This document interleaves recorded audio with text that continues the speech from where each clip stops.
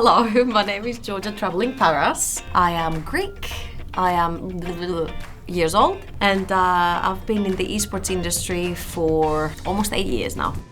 Welcome back to the LEC ahead of SK facing off against Vitality. And now there's been a lot of ups and downs with SK Gaming. They want to finish the game right here. The game's gonna be going down. Oh my god, the pop right there. I'm a city girl. I grew up in Athens. I was born in Athens. I am second or third generation born in Athens from my family. But I just love the city. It's just so beautiful, so scenic. It has everything and anything you want, literally in the snap of your hands.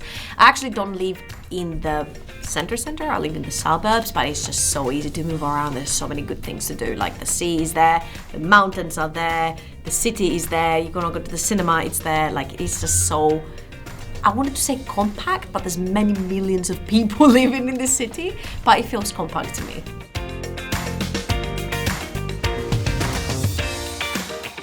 At what point did I encounter gaming? I think I was too young to remember because my uncle was gaming, my parents were gaming. So I think my first encounter would have to be my uncle was playing on a really big fat PC, the old Mario. And I think my first encounter was me watching him play the game, but I think I was way too young. That's like, you know when you're way too young and you just have a picture of seeing something or remembering something, but you can't necessarily remember the details? That's what I've got in my head right now. Like I remember I've seen it, don't remember when it was. The only thing that I love about Rakan is that I can be a complete and walk blind into the jungle and never get punished. A few moments later. I thought gaming was interesting, like full stop from the very get-go. I was a huge World of Warcraft player, like 15 years plus on the game, always loved it. When did I think it could turn into a career? It all happened like very accidentally through like me streaming, and people kept like asking me, hey, do you want to go there to interview? Hey, we have a little small tournament, would you like to cast? I was like, guys, I don't know how to do that. I don't know League of Legends that well, I just play it, you know? And through that, it slowly but surely started like becoming a thing. But I think I was going through the motion. I don't think there was necessarily a time where I was like, oh, this is my career now. I was sort of like, I kept doing it because I was enjoying it. And I think even to this day, even though yes, technically it is obviously my career, still to this day, I'm going through the motions with it. I'm like, hey, it feels good. It makes me feel good.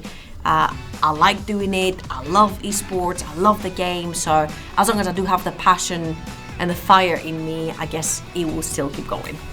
I'm a hopeless romantic.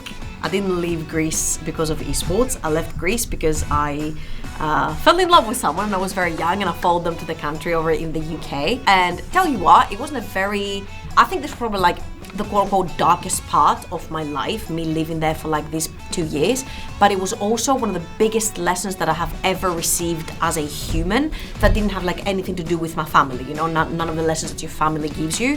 It was just me versus life, and again, I went through the motions and I came out much stronger and a winner. And then again, I moved back to Greece after the UK, and then I went to Germany again for love, because we never learn here. And yeah, this is where like esports came in, because Germany back then was and still is probably like the country of esports. I just feel like League of Legends has so many aspects to it that change all the time. One small patch, one new champion will cause a domino effect, and then what you knew, all the champions you knew that were countering something will be completely different because one new champion came out, because one new meta came out, because one new patch came out. And the fact that these patches are like now weekly, it means you need to keep researching to stay on top of your game.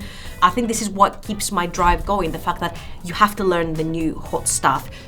You have to learn it, because then you can throw your knowledge towards the people that are so willing to learn and they're very interested, as in why Viego is the new hot stuff. It's not, I'm just kidding, it was just an example.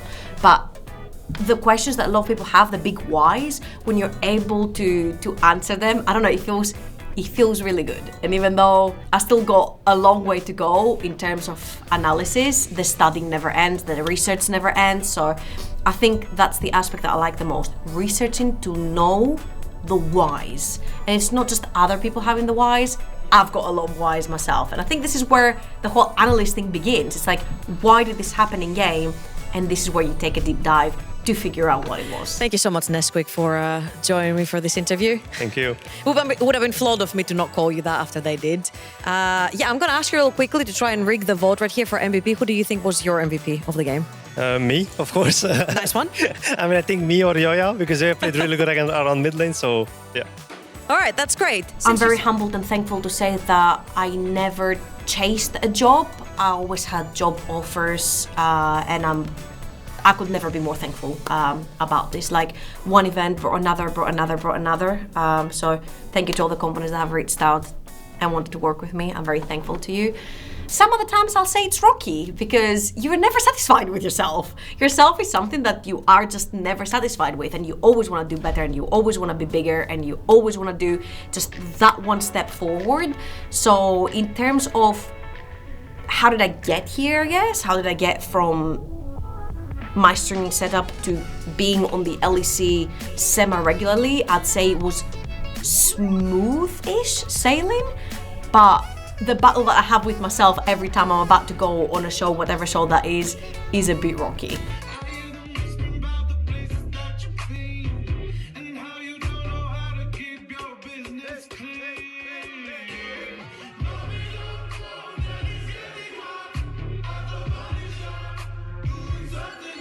What's my current patch? Well, I'll tell you what I wish my current patch was, the durability one that came through last year, but it's not.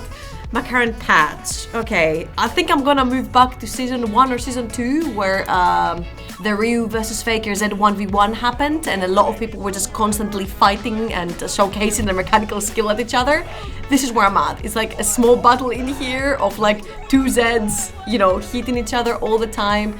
But at the same time, you know, that's life. It's fun, and if you don't have the two Zs fighting in your head, it gets too quiet, man. I don't want it to get too quiet. Let the assassins in, you know? Let the assassins in, let them fight. I don't know if that makes too much sense to people, but yeah. I'm not so good at that. Alright, thank you so much for having us. Thank you so much. I'm terrible at that. You are? Okay, a goodbye then. Will be enough. My biggest goal. It would sound too cliche to say a World's Finals analyst desk or a World's Finals cast at this point, but I think my biggest goal as a caster/analyst is for me to be able to look back at a VOD and say, yes, that was perfect. That is my biggest goal, that to see myself and say, you fucking smashed that. Nothing could have been done better than that. That's the goal.